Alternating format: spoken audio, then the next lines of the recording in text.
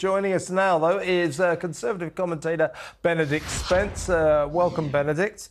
Well, let's get your take. Let's get your take on the extraordinary developments yesterday. Where do you think this will land the Tories now that they have revived and resuscitated the apparently, but not quite apparently, long dead career of David Cameron? Well, it's funny that you say long dead because, to go back to what you and Alex were saying earlier, we sort of all attribute the death of David Cameron's political career to the efforts of Nigel Farage. And I thought it was rather poignant that the very day Nigel Farage decided he was going to fly off to go on I'm a Celebrity, Cameron resurrected himself within hours and walked back into number 10 as if nothing had ever changed. It's rather spooky, almost, the timing. I'm going to start with something which... It's wrong to call it positive, really, but I think you've kind of got to look at where it might be that Rishi Sunak is perhaps coming from in all of this, which is that actually a lot of Tory seats, a lot of Tory constituents are not necessarily like the Red Wall. They're not sort of dyed-in-the-wool Brexiteers necessarily. A lot of them would have been reluctant Brexiteers. A lot of them actually voted Remain. And one of the things that has been sort of characterised, certainly in recent by-elections that we've seen, is an increasing number of those kind of Tories, Cameroons, defecting to the Lib Dems and in some cases even to the Labour Party. I think at the very least, this will go some way towards assuaging those people's fears about the direction of the party. However, that's not going to win you a general election. And this is just another thing that is going to isolate an awful lot of Brexiteers, most of whom feel as though Brexit, whatever that was supposed to look like for them, has slipped away slowly anyway. I suppose the gamble maybe that Rishi Sunak is taking is that real Conservatives, when it comes to an election, won't be able to vote for anybody else because it'll be that sort of classic thing if they say they're going to vote Reform, but actually they get to the ballot box and they think, oh, there's a chance that Labour might get in here, I'll vote Tory to keep them out. That's the gamble I think that he'll be taking, which is basically Brexiteers have got nowhere else to go, which is a bit of a sad and frankly rather cruel situation to put them in, but there is some truth to it. And I think broadly where this is sort of rather negative is I think a lot of Brexiteer politicians have got to look at themselves and say, actually, where did we go wrong? How have we allowed our great majority under Boris Johnson, our mandate for Brexit, how have we allowed ourselves to lose this position and let it slip to the Cameroon managerialists who we grabbed power from? How have we allowed that to happen? How do we get back into a position? Because it now looks as if we're going to be going into a general election with, in Jeremy Hunt and David Cameron, two of the sort of the figureheads of Remain. I don't know how that ends up playing out with the general public. Yeah, I mean, it strikes me from what you're saying there that, essentially some people qualify the Conservative Party split between two types of people, red trousers versus red wall. And it seems to be perhaps a calculation here is that those 5 pledges that Rishi Sunak said he would deliver, cutting inflation, solving the cost of living, stopping the boats, he's realised he can't. So he's not going to get the red wall back. So he may as well go after the red trousers. Are you anticipating, therefore, he might just, quietly, discreetly drop those? He will play up the ones that he succeeds with. So the numbers of migrants coming across the Channel, for instance, has gone down, although, of course, nothing to do with his policies necessarily. It's largely, I think, to do with the weather.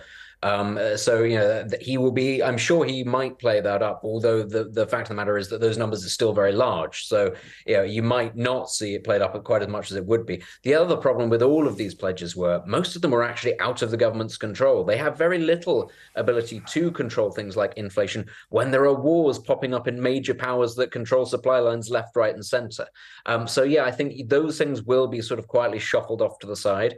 I think it's emblematic. If I could say this one thing about Cameron coming back, it's emblematic of the fact that the Tory party is fresh out of ideas. That is actually what sort of defines Cameron's time in office. He was not an ideologue. He did not have any sort of great vision for the country, if we're being completely honest. It was, as Peter Hitchens said, a party which sought to find offices for the sons of gentlemen. That was what it was. It's what it did rather well.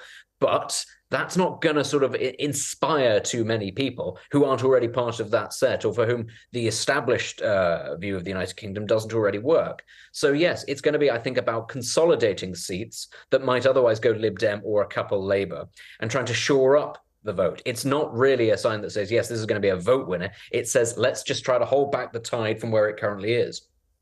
I think with his 5 promises, that was just bad politics. I mean, first of all, don't make 5 promises people will never remember. That's too long a list. No more than 3. And secondly, don't make promises because you know you might not be able to keep them. So I thought that was very poor politics on his part. I also think bringing back David Cameron isn't going to work for him. I mean, Look on the bright side, it could have been George Osborne. I suppose Benedict, give it a week. We'll see Osborne walking down Downing Street. But where do you think we're heading? Do you think that you started positively? Let's try to finish positively, I suppose, for Sunak anyway. I mean, do you think that his Cameron strategy has any chance of working electorally?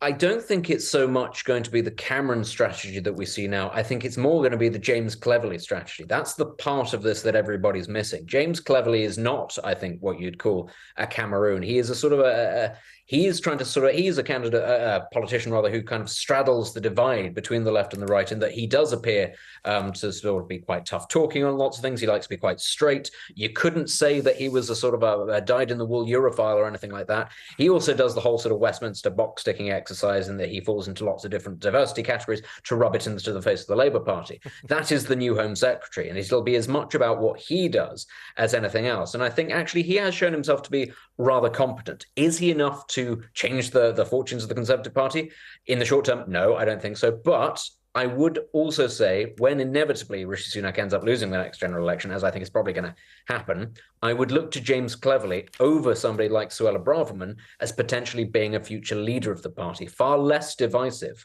than somebody like Suella Braverman. So I think it is an interesting appointment to put him that little bit further up the pecking order and into the public eye. I mean, talking about leaders and leadership, I've been commenting over the last few days that where is Rishi Sunak? He's nowhere to be seen. He'd rather dress a room full of people in top hats than get behind a podium and speak to us. It strikes me he's not very good at that. And perhaps his appointment of David Cameron is almost as some sort of ceremonial president or emissary to go out and do the glad handing and address the public on things, because he doesn't like the limelight. Well, let's remember actually what David Cameron is very good at. Before he worked in politics, he worked in PR. He's a communicator. That's all he's ever been. Now, that's not necessarily who you want making policy as a prime minister, for example, but he stood to be prime minister twice at 2 general elections. He ended up being prime minister at the end of both of those. We all talk about the Brexit referendum that he lost, but actually he won 2 others before that. You know, let's not forget that he is a good communicator. As long as the public can look past the fact that he is the man who ushered in Brexit and then promptly resigned, leaving other people to deal with it, then perhaps that'll work. But on the international stage, you know, as you've sort of alluded to, he's good at schmoozing. He'll talk to other dignitaries, other heads of state. He'll be very good at that. Of course, the problem is, are the public really, domestically, are the British public interested in that? Are they interested in the man who I don't think they look on?